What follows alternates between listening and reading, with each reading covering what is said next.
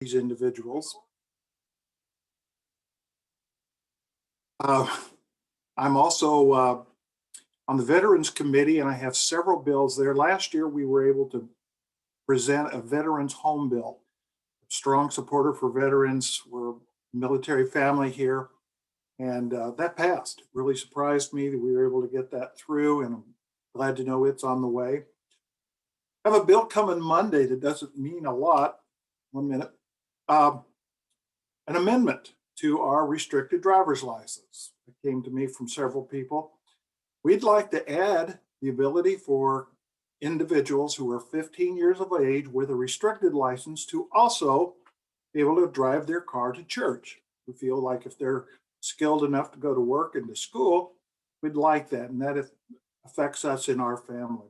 So I'm enjoying this session much more than last year, and I think we're getting some things done that are going to help people. Thank you. I'll go next. It seems like I'm Representative Rui Xu. I represent the 25th House District, which is Northeast Johnson County, Mission, Westwood, Fairway, Roland Park, up in that area. It seems like I am the grizzled veteran at 2 terms in compared to the rest of this group. So I'll try to impart that wisdom here. So the bulk of my time in the last couple of weeks has been dealing with this APICS bill that you guys might have been hearing about in the news. If you don't know what it is, it's a rather large incentive program to try to draw in mega projects in Kansas.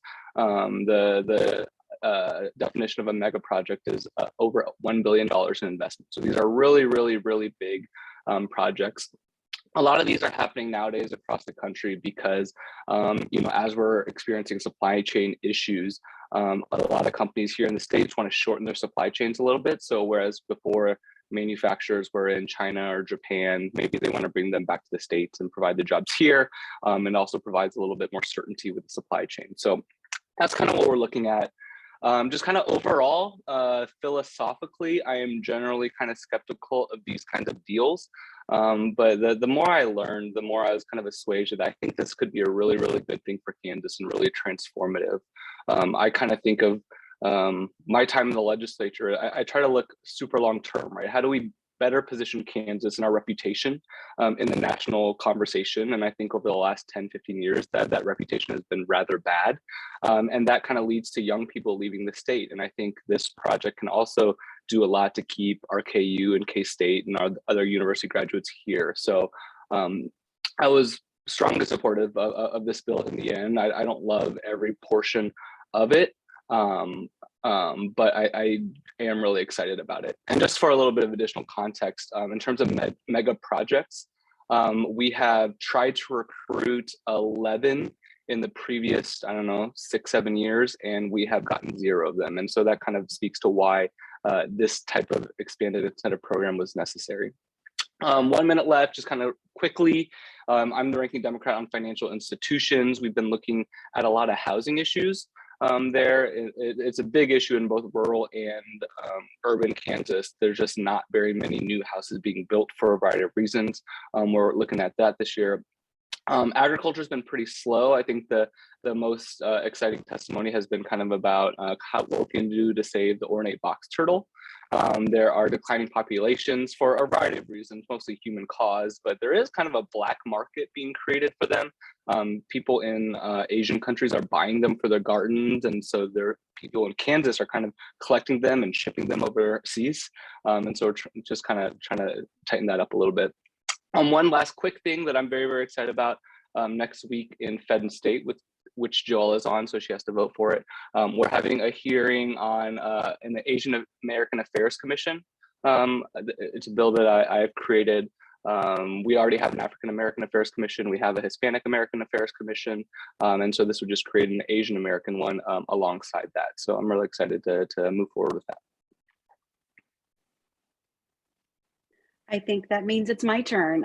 Thank you, everybody. And thank you so much for being here. It's wonderful to have a forum with so many people. We've missed our, at least in my district, our in-person town halls and so forth. I'm Representative Mari-Lynn Poskin, and I represent the 20th district in Kansas, which is state line to Metcalf. It straddles 435 from about 99th Street to 132nd. When I ran on 3 issues that were incredibly important to me. The first is public education.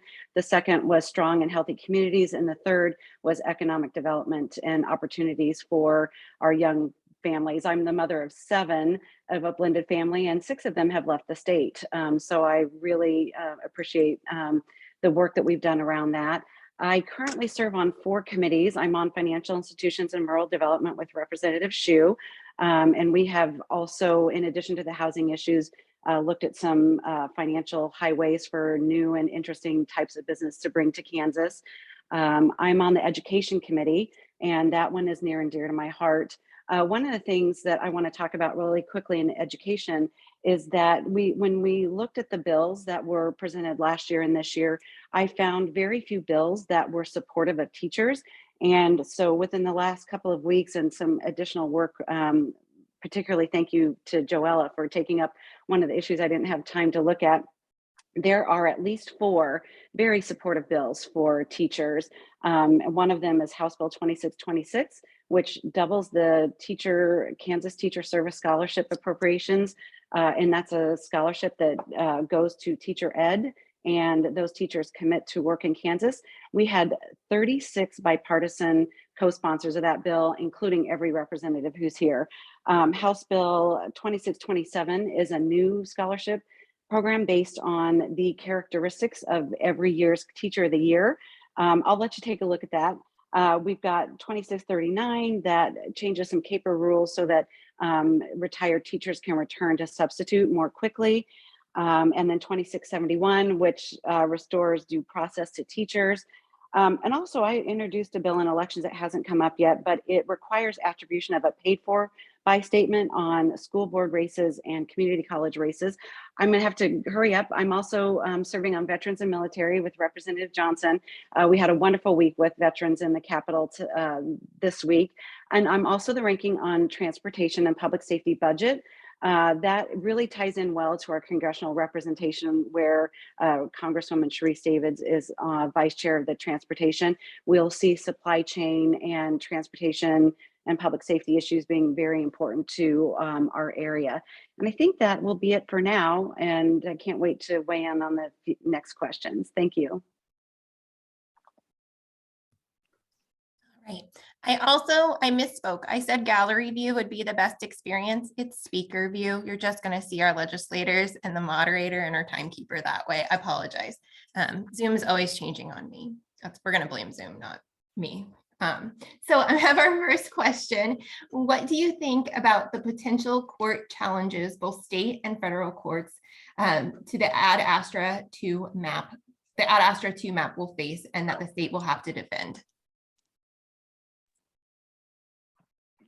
I don't think it really matters what we think as it goes to the courts. You know, again, it's out of our hands at this point. I thought the veto override and the whole process, honestly, was very disappointing.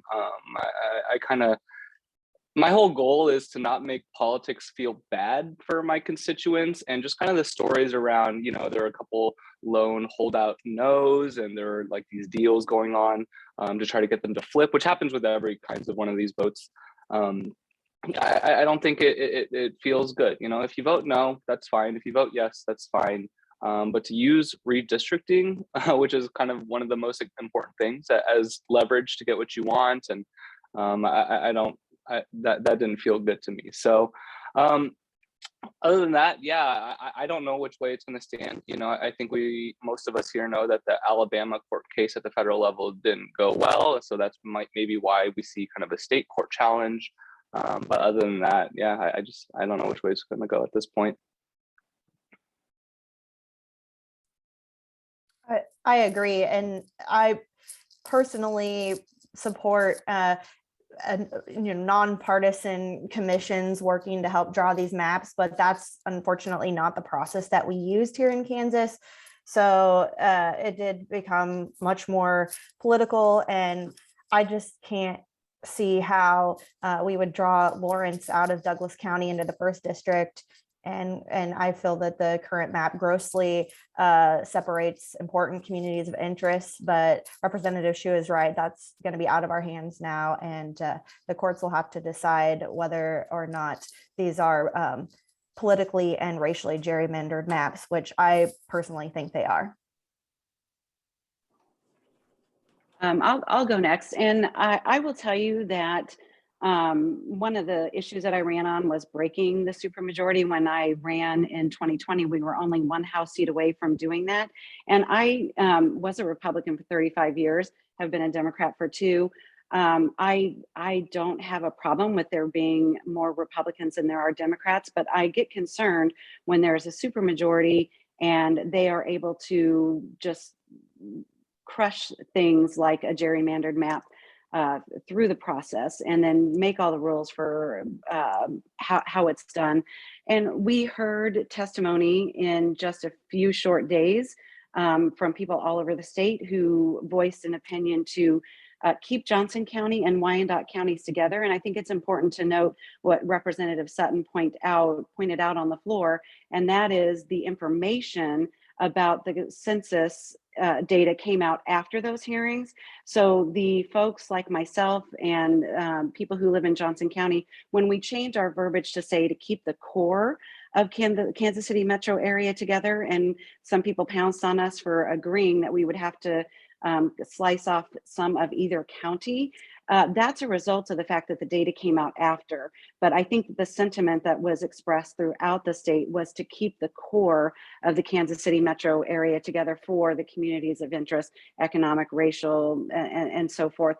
So my hope is that when it goes to court, that they will take a look at the process, take a look at the overwhelming testimony from the citizens of the state of Kansas as to how those maps should be drawn. And it's important to note out that the original Ad Astra map even broke apart tribal nations, and again, putting Lawrence in with the Colorado bordering counties just seems ridiculous. So I guess I'm just going to agree with the colleagues. Okay, I guess I am very comfortable with the map that we voted for, looking at the procedures that went through.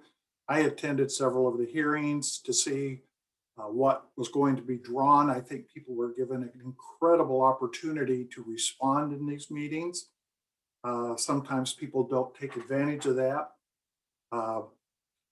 What I have seen is we keep hearing this issue that we can't split Wyandotte and Johnson County. That's not an option because of the sheer numbers. Wyandotte and Johnson County can't be together wholly. One or the other is going to have to be split. The second thing is we've had some very negative issues out of a few people in Wyandotte County, but I grew up in Wyandotte County, cut my teeth there in politics. I live a quarter of a mile from Wyandotte County, and I'm telling you, there are a lot of people who do not care that their county has been split up, especially in the Northwest quadrant in that region. And they are very happy to see that they have an opportunity to be in another district. So not everybody in Wyandotte County is dissatisfied. I don't know. This is my first ever situation with redistricting. I can tell you, I have been told all kinds of things about my 38th district. One thing's for sure, it's not going to be the same. I may very well end up in parts of Wyandotte County. Who knows? And so we're going to have to deal with that. But in this particular situation, I think it's going to go to the courts. I mean, that's where it's going to go, and I need to move on. So that's it.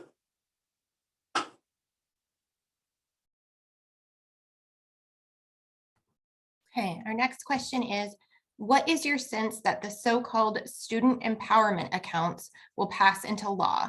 What about other voucher-like programs do you think have a chance of passing? I'm happy to hop in there.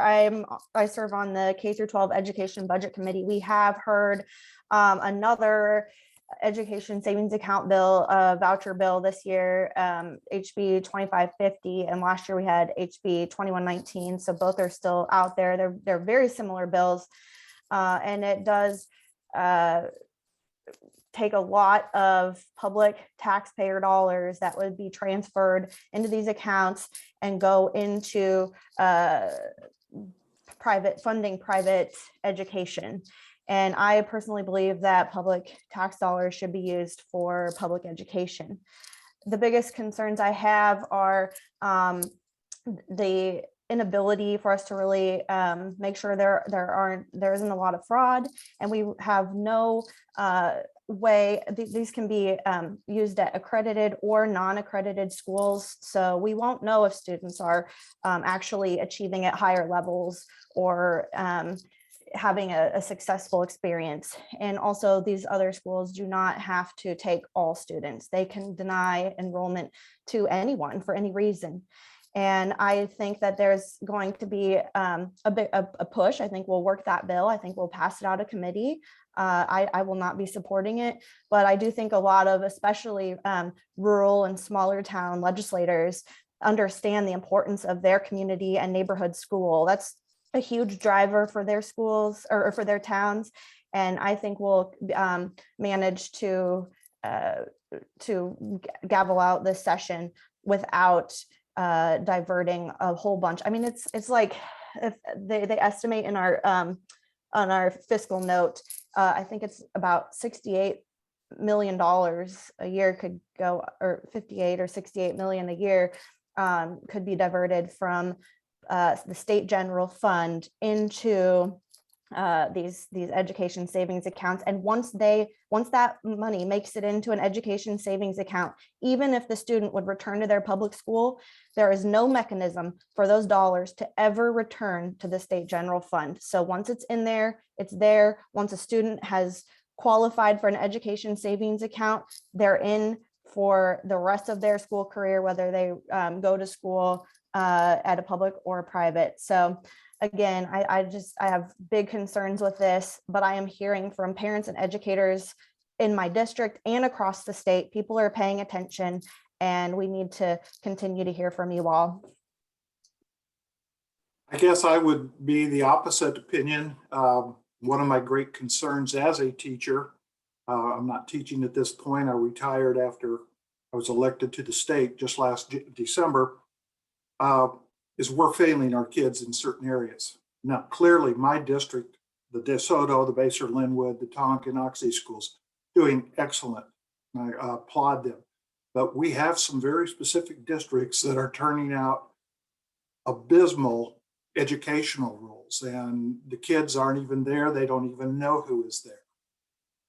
And I personally believe, having grown up in Wyandotte County with some of our parochial schools, which I come back and substitute in, Catholic schools, Lutheran schools, our Hispanic families are very much in favor of this because they know they can get the type of education that will make a difference in their life so that they can advance. Because I've always told kids, you get an education and it will make a difference. And I know my kids from Wyandotte will tell you that when they worked hard and they followed the rules, but we're not giving that to them in certain districts right now. And if we don't advance this, some of those districts aren't going to listen. So at the very least, this particular bill, I think, is going to shake it up in those districts that don't want to participate and are more worried about high salaries for their superintendents or their administration, where plumbers are making far more than the top level teachers.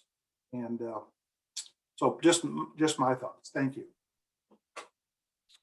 I don't have any particular insight on this. I'm not on the committees. I just wanted to take this opportunity to thank Representative Johnson for being here. I know it could be tough being on a 3-versus-1 panel a lot of the times, but I've been on a lot of panels where the Republicans refuse to even show up at all. And so it means a lot that you're here and providing a different viewpoint. So I just want to say thank you for that. I would add to that, and as Representative Johnson pointed out, we've had some real opportunities to work together on some good legislation for the state of Kansas. I will agree with Representative Hoye. I'm not on the committee, but I follow this very closely because public education is one of my top priorities in the legislature. And I will just say that I agree that public dollars should be used for public schools. Our Constitution in the state of Kansas agrees with that as well. And these are programs to just siphon money from the state general fund, whether it's a tax credit scholarship, whether it's a voucher. And if you take a look across the nation at states that have done this, they do not necessarily report higher achievement by students. There is not the same accountability for the private schools that the public schools have to attend to. They do not have to admit every student. So that makes it a lot easier for them to maybe report results if they don't have to accept special education students and so forth. I am the mother of 7. We have 90 years of K through 12 education experience. That's how long my kids attended school. And 62 of those were in Johnson County public schools. 8 were in schools out of public schools out of state. And I do have 20 years of private school experience with my own children. And we made those decisions for those children at certain times based on their individual needs and our wants and desires for them, but not once, even though when my first child attended a private school, I was a single mom on food stamps and my kids were on free and reduced lunches. I would have never expected the state to prop up my personal decision. And so when my children attended those schools and I couldn't afford the tuition, it was up to the school to decide that they wanted my child there. I participated in fundraising activities. They provided scholarships for my students to attend there. And so that's what I would like to see continue. I'm just afraid that there is abuse of vouchers and education savings accounts that are well documented across the country. And if we do have schools that are failing, public schools that are failing our children, I think the answer is to funnel more funds and do some specific rehabilitation of those schools, as opposed to creating this system that can deconstruct our public school systems completely.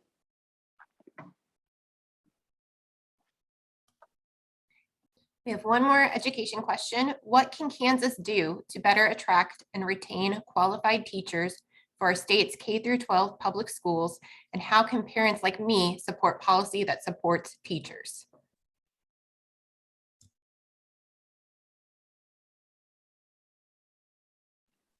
Well, I'll go first. We've had some amazing teachers in the Capitol over the last couple of weeks, and I can tell you that at this moment, they are not feeling very supported. A lot of legislation attacks their professionalism, questions how they are teaching in their classrooms when they have multiple degrees. Most of them have bachelor's degrees, most of them have master's degrees, some have an additional 60 graduate hours on top of that. And we're questioning their ability to run their classrooms and putting, quite frankly, restrictions that are driving them to leave. They're leaving in record numbers. And so that was part of the push that I had to make sure that there was legislation that is supportive of teachers. The Kansas Teacher Service Scholarship will double the amount of scholarships and will create a whole lot of different pathways for teachers to come to the state and get an education and then be committed to teaching in Kansas. The teachers have asked to really get out of their way, let them continue to teach. We need to make sure that we don't pass policies that drive them away. I think that is one of the most important things we can do right now, and make sure that we recognize the good work that they are doing, make sure that we understand what the testing is actually saying, instead of trying to always say that they are not up to grade level when our standards are some of the highest in the nation. And be sure and thank them every chance that you can. Oh, and the last part about how can you and the participants on the forum this morning, how they can support legislation. If you will look up some of these numbers and make sure to email the committees and let them know that you would support a hearing.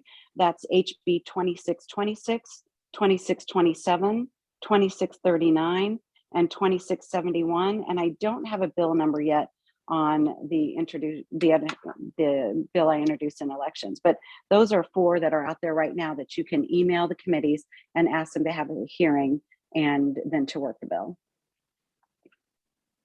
Hey, I'm going to go next. I came into teaching after a 31-year career in law and criminal justice field, and went back to school, got a second master's degree in education, and I loved those kids. Right now, our CAPER system, our retirement system, is one of the poorest in the country. And kids that are coming out of school, they'll ask me, well, where should I go? And I go, don't go to Kansas, because here's what I take home on my pension from CAPERS. It's sad. We deserve, our teachers deserve better than that.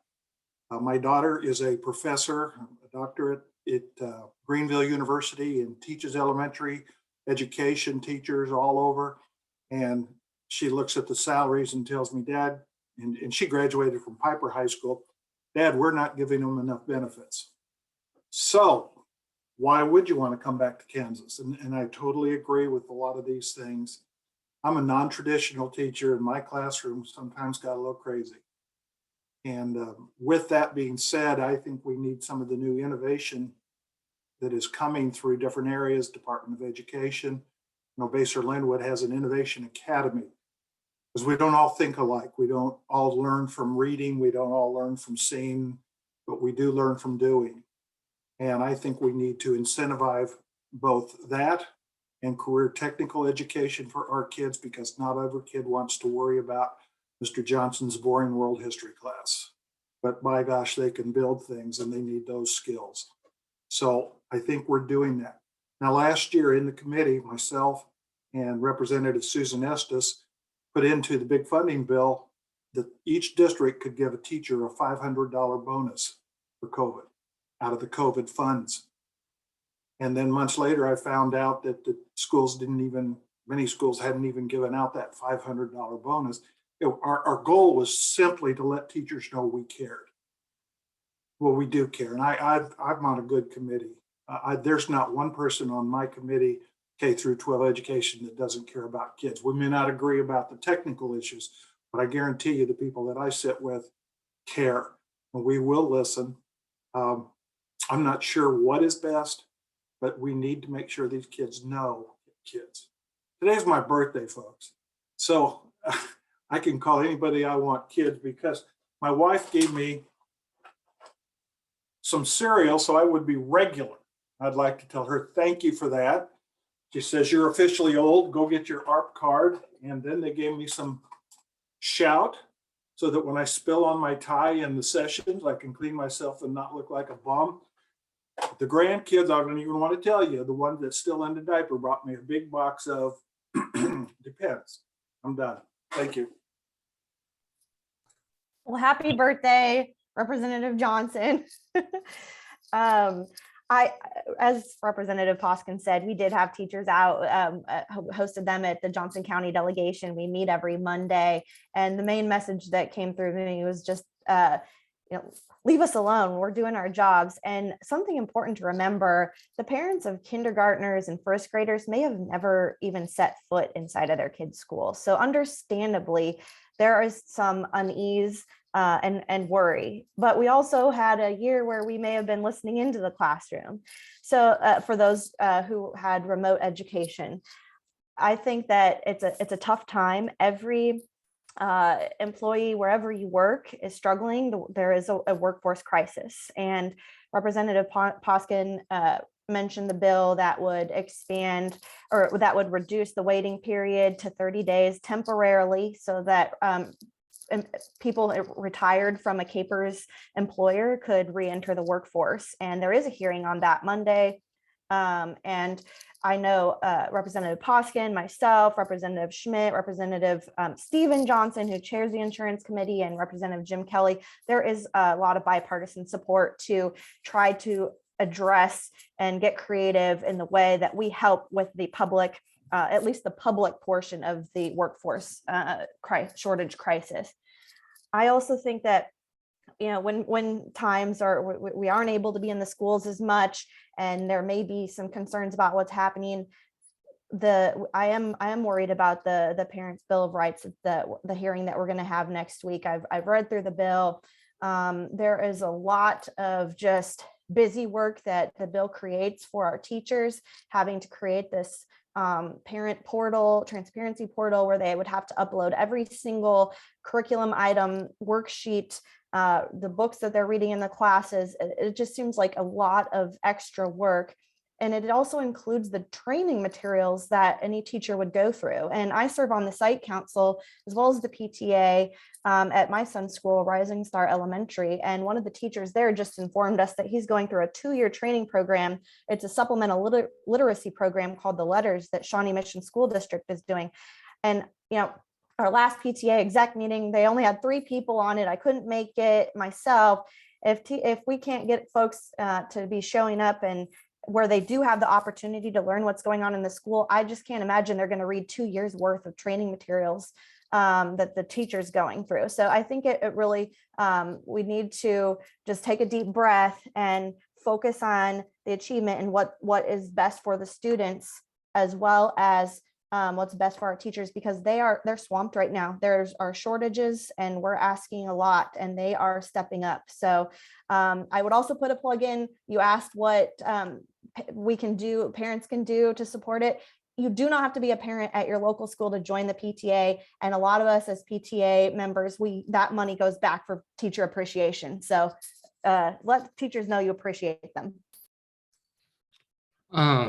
As I often do, I'm going to take like 10,000 steps back and try to broaden this a little bit. So occupations that we hear a lot about in the legislature and in the news that are having a lot of issues: teachers, childcare workers, nurses, and then senior care workers, right? And then so what do those all have in common is those are all jobs that do a lot of emotional labor, and they're primarily done by women.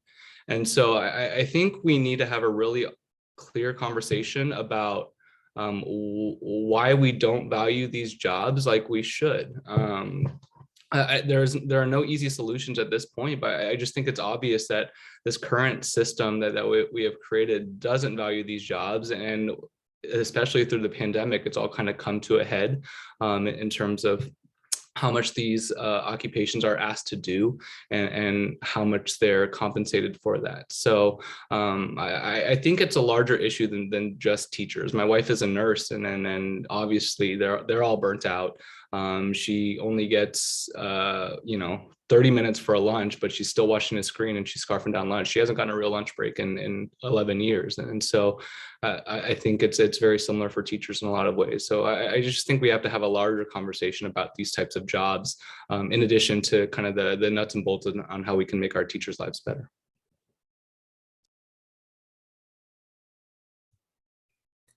How do you work within the boundaries set by committee chairs, controlled by chamber leaders, who have not allocated an adequate time in the first half of the session for robust testimony on key legislation? Citizens struggle to get testimony prepared in time between announcing bill hearing dates and the actual committee session. Yeah, it's pretty tough. I'm going through this right now. Again, I have a bill hearing coming up on Thursday, so I'm trying to wrangle testimony together for that. I think for the most part that chairs try to do their best. I think there might be a couple of issues a session where it gets fast tracked through in a not ideal way, but for 95% of hearings, I think bill chairs try to do their best.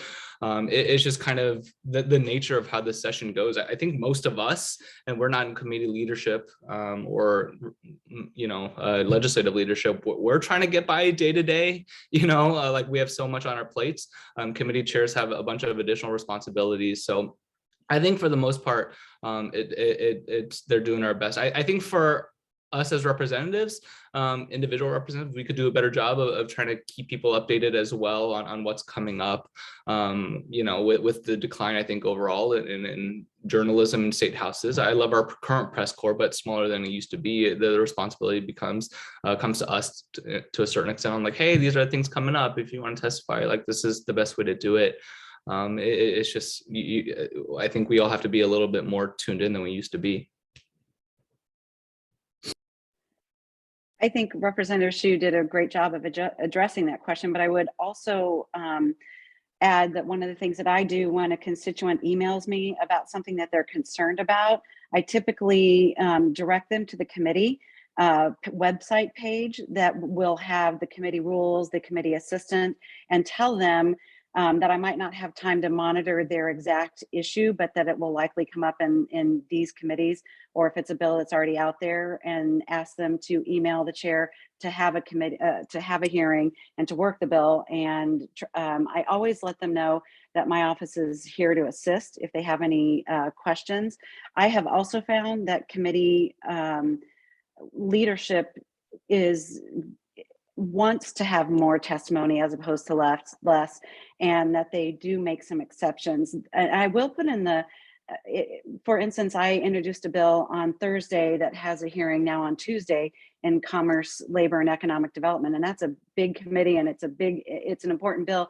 And I have to wrangle my conferees in a very short period of time over the weekend. So I have to let them know that it needs to be in Monday at 1:30. So it's, I guess, on the representatives who sponsor bills to make sure that people know that it's out there. But in their defense, the rules are there so that they have time to make the testimony public and make sure that everybody gets a fair chance. So it's a balancing act, like a lot of things are in the legislature. And I do my best to help my constituents be heard. Coming from somebody who was a strong advocate at the State House with a repeated presence working for gun violence prevention, to someone sitting on these committees, I will say, I would remind folks that this is a volunteer citizen legislature, and we're also dealing with workforce issues. The revisor's office who writes the bills, as well as our administrative staff, we're very short. Last year, my office, we had 2 assistants for 4 of us. This year we have 1. So I have 0.25 of an assistant who is working as hard as she can, but it does take time on our assistants to gather all the testimony, make sure they have the information they need, get it on there. And they do want us to be able to have a chance to look at that testimony before we have the hearing. So I know it seems like some of it's sneaky and shady, and maybe on occasion it can be, but I really do think that our chairs are trying their best to make sure that people have a chance. And sometimes hearings get moved around because we had weather events, or they realize that one of the the staff people who they needed there to testify can't make it. So there are some scheduling issues to it as well. And if you, as Representative Poskin said, if there's an issue really important to you, let your representative know, and then they can kind of look out for that and make sure you have the opportunity to submit that testimony to the committee assistant for what committee you want to be heard. We do move really fast in the 90 days, and I think that knowing that this question is there, that makes me realize we do need to do a better job of just helping the public and helping our constituents keep up with the pace, because we absolutely want you there, and we want your testimony, and we want you to be heard. I agree on all 3 what you heard. I feel good about our committee chair. I've never been turned down if I provide the information ahead of time. I find it's difficult to stay up by reading all the materials that comes across the journal that we get every morning. I just found out during this meeting that I need to be over at Capers on Monday. Where at? Well, I should be over there pushing for that because I'm a strong advocate. But I also have 2 other hearings, and I had to get information ready. I do think COVID kind of fouled things up a little for people, because at one point we never had this. Am I correct? I mean, I wasn't here before last year, but now there are times we're trying to put senior citizens, myself included, on Zoom meetings to get on these, and they don't have the computer systems, and getting them available to testify has been difficult. I mean, just it can be terrifying to somebody that's not used to doing these Zoom meetings. I think that's impacted it a little bit, or they simply don't really want to go, at least last year, come into the building at a time when travel was being restricted. Thank you. Okay. How can Spark funding be tailored to support early childhood special education and innovation in supporting individuals with autism? Could you repeat that, please? Yeah. How can Spark funding be tailored to support early childhood special education and innovation in supporting individuals with autism?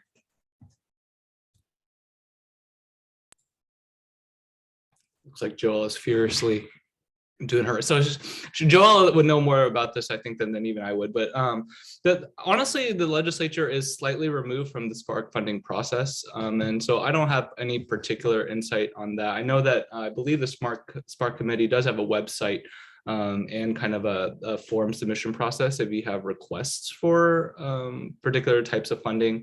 But I don't have a much more detailed answer than that. I'll try to help out with this.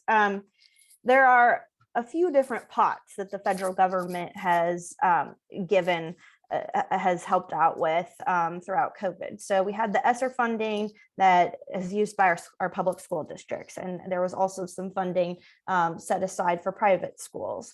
Then we have the ARPA funds that are more broadly applied. So the ESSER funds for our schools had some very specific parameters of what that money can be used for. The ARPA funds a little bit more broad.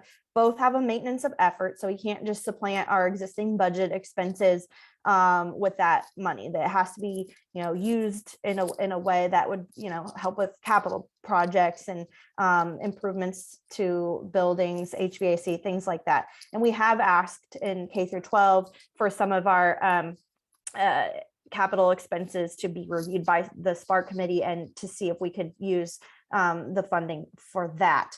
So there could be requests specific for helping with autism. I really think that thinking back to Children and Seniors Committee that we heard last year and some of the programming available for individuals and children with autism, my personal opinion, the best thing we can do is to expand Medicaid and get that. A lot of the programming that is used outside of schools is a Medicaid funded programming. And so the governor's budget includes this. We would lose out on about 68 around there $1 million in our state general fund if we don't expand Medicaid this year. The federal government has given us really what I would call a carrot in order to finally do that. And I think that would be a huge boost to the individuals working with children with autism and be able to help provide those services. But it is in K through 12 education budget specifically, a lot of that programming will go through state general fund dollars, and I am not aware of any actual like COVID dollars being requested for that, so I can look into it. On the Spark issue, I agree. I'm not quite sure on how some of these funds are distributed. I'm still learning that, but it is critical that in our preschool screenings, and I know in the DeSoto schools, we've done a wonderful job with the Parents as Teacher program, not just there. And they have developed some very strong training programs for teachers that involve dyslexia. And I firmly agree with that, because the dyslexia issue, if not diagnosed by 2.5 or 3, means we're really letting down children who aren't going to have the reading skills, because reading skills start that early. And so some of the funding that needs to help with dyslexia, that also goes along with diagnosing autism. And we know that different kinds of autism reflect different behavior formats. There are some individuals I've had in class that are just brilliant, but their social skills are very difficult, and others have certain other problems. So diagnosis early, and that is preschool and in early learning programs, because that's when the corrections and the formatting, so that they're going into the right program within whatever district they are in.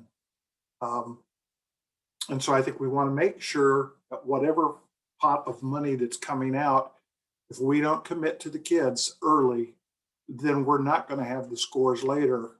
We can blame older teacher, high school, the middle school, but if we're not giving those elementary schools the programs and the counselors they need, we're letting them down. Thank you. Well, thank you so much to Representatives Johnson, Hoye, and Xu for their answers. I don't know that I have a whole lot more to add to that. In transportation and public safety budget, we have talked about the ARPA funds and how they can be used for the state, but again, it would be not related to early childhood there. So I appreciate Joella Hoye's understanding of that area, and we'll watch that because I fully support it as well. What are you doing to return capers to tier 1 for all capers members? Would you support a cost of living adjustment for capers?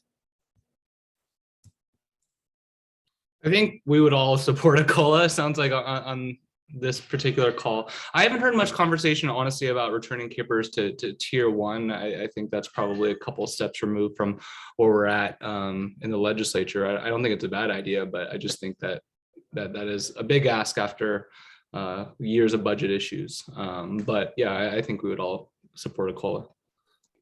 And that hearing's on Monday as well, in insurance and pensions.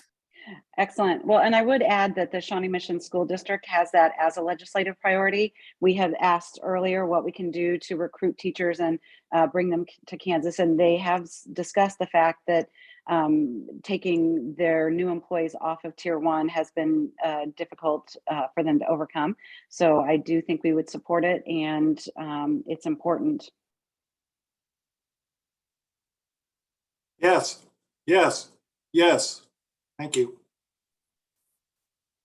Thanks for the question. It sounds like we all agree. Okay, I think we have time for one more since that one went pretty quickly. Where does the legislature stand in the effort to legalize marijuana? So, not Joel, you can do it if you want, but I would just say the House has already passed it. The Senate needs to take it up. It is hitting some roadblocks in the Senate. It sounds like they referred it to a committee that never really meets. And so the rumors are that they're trying to tie it to kind of other stuff that prevents it from being a clean bill for medical marijuana, at least. We're probably a couple of years away from legalizing recreational marijuana. I and a couple of other legislators have created the first bill to do that. I believe it's HB 2430. We are very close to getting it to be HB 2420, but that is introduced, and then so we'll keep that conversation going. I agree with Representative Xu's assessment of where we are with it. As a member of the Fed and State Affairs Committee in the House, we did a lot of work on that. And really dug into the bill and worked it well. There are some amendments got on it that I'm not crazy about, but I think it's important when given the opportunity to keep it moving and try to not let it get into the types of committees that are going to let it just die there. And the more we hear from constituents about the issue, the more I think that there is bipartisan support. But I do think it has a tough road ahead this session, and I'll continue having conversations. The big piece that has me hung up on this is equity groups and making sure that all potential entrepreneurs have an opportunity to open dispensaries and cultivate, because currently a lot of people are in jail for doing the same thing and don't have the same opportunities. And considering the fact that it is still illegal, but with the federal government, it's very hard to get capital to start something like this. And the equity groups would that I had proposed would allow would hold aside a certain number of the licenses for people who are in the equity groups, Black people, natives, and low income in Hispanic individuals. So I'm going to keep pushing to try to make sure that as we do this, that we do it fair and give all people an equal opportunity to take advantage of this new opportunity. I would say, go ahead. Oh, I was just going to mention that one of the things that has come out new this session were 2 constitutional amendments that would put it before a vote of the people. One for medical marijuana and one for recreational as well. And I just want to point out that the states surrounding us have medical marijuana and various laws, and that actually does impede some of our economic development and recruitment for people to live in the state. I did vote for medical marijuana when it came up. I see no reason that we wouldn't use the benefit. My predecessor, Willie Dove, has thoroughly schooled me on the benefits of hemp and other items that I never thought I would approve of. And now I don't know why we're not working harder to promote hemp, but not recreational. I will not support a vote for recreational. But you have to understand my background. I spent 31 years in the criminal justice field, many years as an undercover drug agent. I've watched too many families that have had terrible things happen because of abuse. And so because of that and seeing things that have happened to people, the death of a family member, extended family member, I will not support recreational, and that's a personal issue. But I appreciate that some of the issues. Thank you.